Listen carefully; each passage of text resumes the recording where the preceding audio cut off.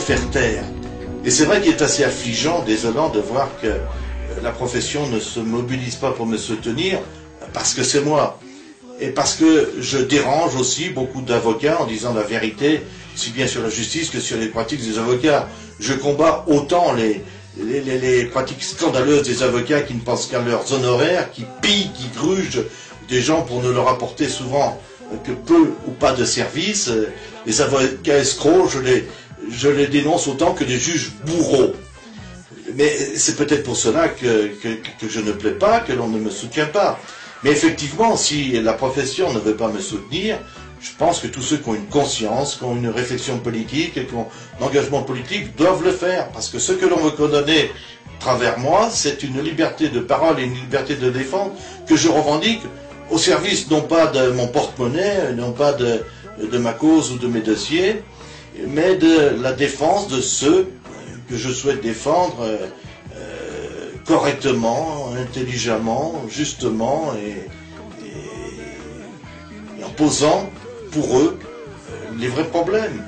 Et il est vrai que certaines sanctions, je ne les accepte pas. Je ne vois pas pourquoi j'accepterais que l'on massacre devant moi des individus par les condamnations. Certains avocats baissent peut-être la tête, essuient une larme, rentrent chez eux penauds. Non, moi j'entends reprocher à ceux qui commettent ces crimes, parce que pour moi ce sont des crimes, et on me poursuit pour avoir dit cela, on me poursuivra encore. J'entends dire à ceux qui commettent ces crimes que ce sont des criminels. GIPN est raide dans la salle des pas perdus, ronde d'hélicoptères au-dessus du palais de justice.